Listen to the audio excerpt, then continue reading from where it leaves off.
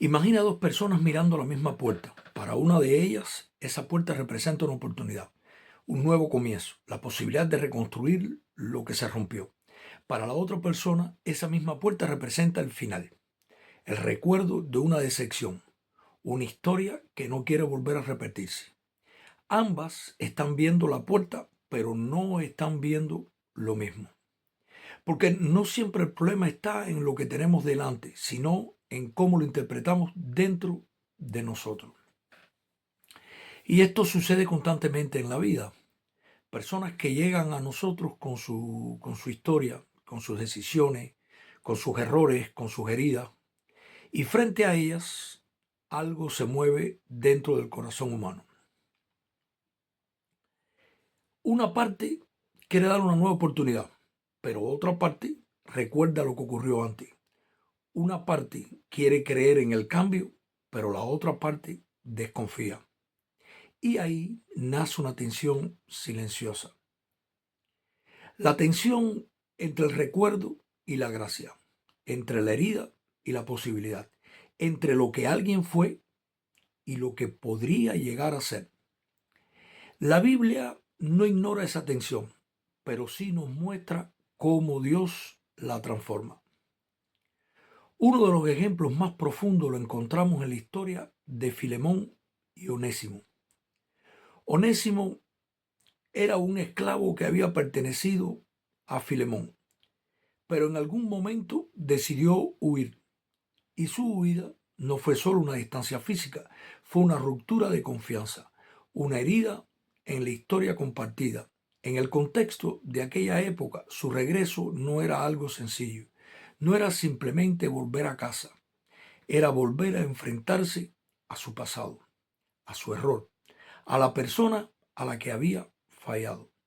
Onésimo cargaba con una historia difícil y probablemente también con la sensación de que ya no había un lugar para él. Pero algo sucede en su camino. Se encuentra con el Evangelio. Y ese encuentro no borra su pasado, pero comienza a definir su identidad desde dentro. No lo absuelve de lo que hizo, pero sí lo transforma en alguien nuevo. En ese proceso aparece una figura clave, el apóstol Pablo. Pablo no ignora lo que Onésimo hizo, no lo minimiza, no lo borra, pero tampoco lo reduce a su error. Porque cuando el Evangelio entra en la vida de alguien, nunca lo encierra en su pasado. Pablo entonces escribe una carta a Filemón, y en esta carta hace algo profundamente contracultural. Intercede por Onésimo. Le pide a Filemón que lo reciba nuevamente, no como una amenaza, no como un problema, sino como un hermano, alguien que ha comenzado un proceso de transformación. Incluso Pablo está dispuesto a asumir cualquier deuda en su lugar. Eso no es una metáfora ligera, es una expresión concreta de gracia, de responsabilidad, de restauración activa. Y aquí la historia se vuelve profundamente humana, porque Filemón tiene una decisión delante de él. Puede mirar a Onésimo desde el pasado, desde la herida, desde la pérdida, o puede mirarlo desde lo que Dios está comenzando a hacer en el presente.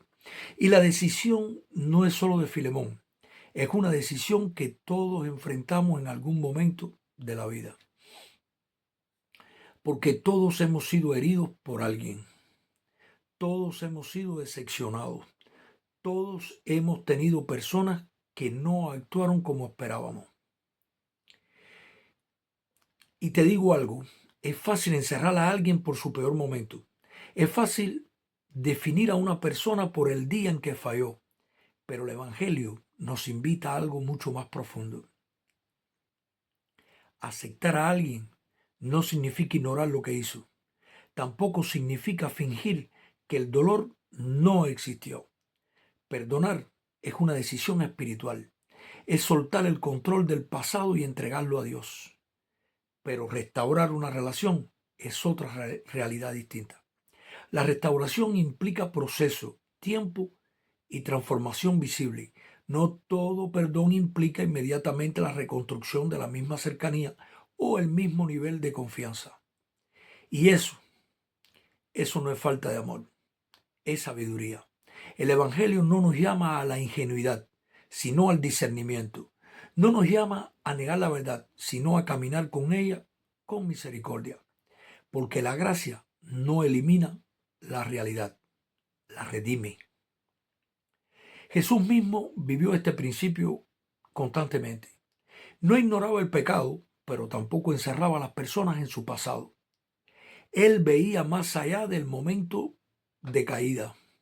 Veía el proceso, veía el corazón, veía la posibilidad de transformación en las manos de Dios. Y eso cambia la forma en la que miramos a los demás. Porque entonces podemos entender algo esencial. El perdón libera el corazón del dominio del pasado, pero la restauración es el fruto de un proceso de transformación sostenida.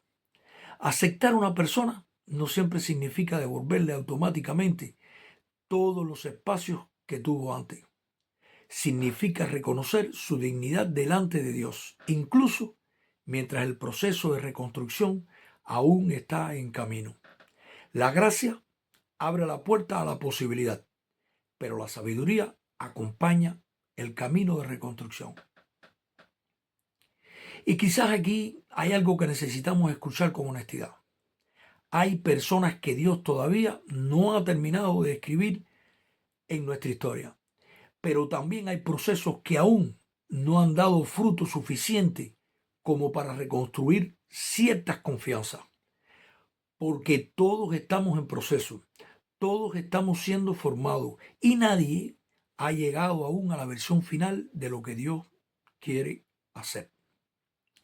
Por eso, el llamado no es ignorar la verdad, sino a vivir la verdad con misericordia, a corregir sin destruir, a restaurar sin humillar, a discernir sin endurecer el corazón, a abrir la posibilidad sin apagar la prudencia, porque lo que más refleja el corazón de Dios no es solo su justicia, es su capacidad de sostener la tensión entre verdad y redención.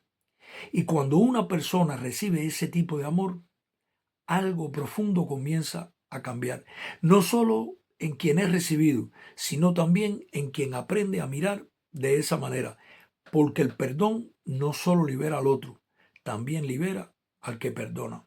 Y la misericordia no solo restaura relaciones, también reordena la forma en la que vemos la vida.